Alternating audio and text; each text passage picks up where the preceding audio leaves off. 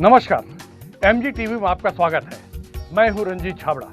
आइए चलते हैं खबरों की ओर। कोलियारी खरेंगा दोनर जोरातरई मार्ग अपनी बदहाली के लिए आंसू बहा रहा है, जिसके लिए पूर्णतः जिम्मेदार वहां के रेत खदानों से निकलने वाली भारी ओवरलोड वाहन है, जिसे प्रतिबंध लगाते हुए सड़क निर्माण संघर्ष समिति सड़क के अस्तित्व को बचाने की लड़ाई लड़ रहा है। साथ ही वह मांग कर रहे हैं कि जब तक उक्त मार्ग का निर्माण एवं चौड़ीकरण नहीं हो जाता, तब तक इस सड़क पर भारी वाहनों का प्रवेश निषेध रखा जाए। लेकिन पैसों की हवस में कल रात पर खुली खदान को क्षेत्र के 23 गांव के लोगों के निर्णय को ध्वस्त बताते हुए खदान प्रारंभ करने का दुस्साहस किया गया, जिसकी सूचना पाकर संघर्ष समिति के पदाधिकारी व कार्यकर्ता तथा ग्रामीण जन एकत्रित होकर सड़क पर ही रात बिताए तथा माइनिंग के अधिकारियों को ओवरलोड वाहन पर कार्रवाई करने के लिए बुलाए जाने पर भी उन्होंने कोई नीतिगत कार्रवाई न करते हुए वापस लौट गए, जिससे ग्रामीण आक्रोशित हैं।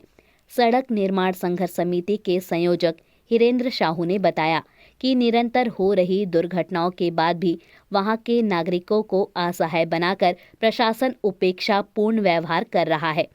क्षेत्र के आम जनमानस के हित एवं समस्याओं के निदान के लिए तैयार है। गौरतलब है कि उक्त निर्माण के लिए विधायक द्वारा भी पदयात्रा निकाला जा रहा है, लेकिन अपने हिस्से यात्रा पर उन्होंने कहीं पर भी सड़क खराबी का कारण बने रेत खदान तथा भारी वाहनों के संबंध में कोई बात न करते हुए मौन साधी हुई हैं।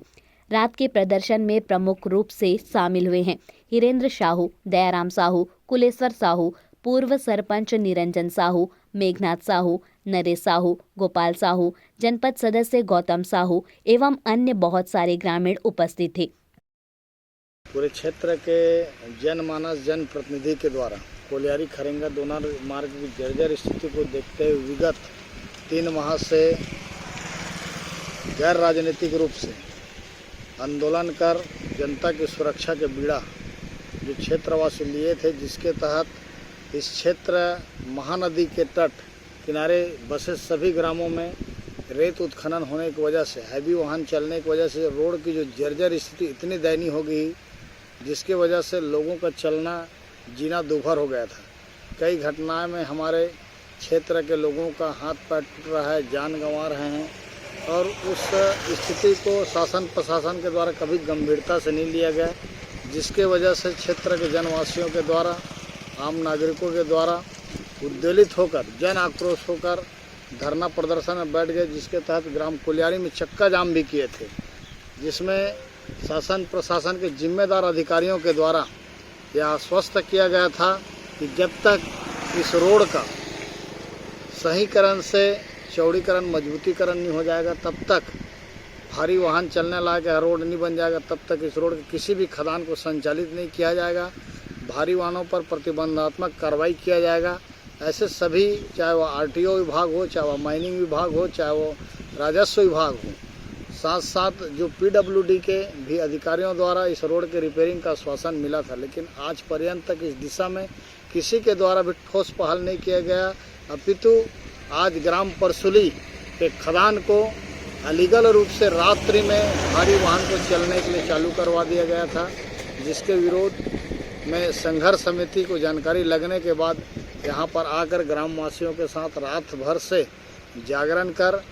भारी जो वाहन जो हैवी लोड हुआ है वो खड़ा हुआ है गाड़ी, यहाँ पर रोड से हम गुजरने के लिए नहीं देंगे, ये सोचकर रात भर जागवारी कर रहे हैं। लेकिन आज अभी तक किसी भी शासन के जिम्मेदार अधिकारी के द्वारा यहाँ पर आगमन नहीं हुआ है, बल्कि रात्रि में माइनिंग के एक जिम्मेदार अधिकारी यहाँ पर आकर आंदोलनकर्ताओं को धमकाया जा रहा था, डराया जा रहा था, और भारी वाहनों को चलने के लिए वो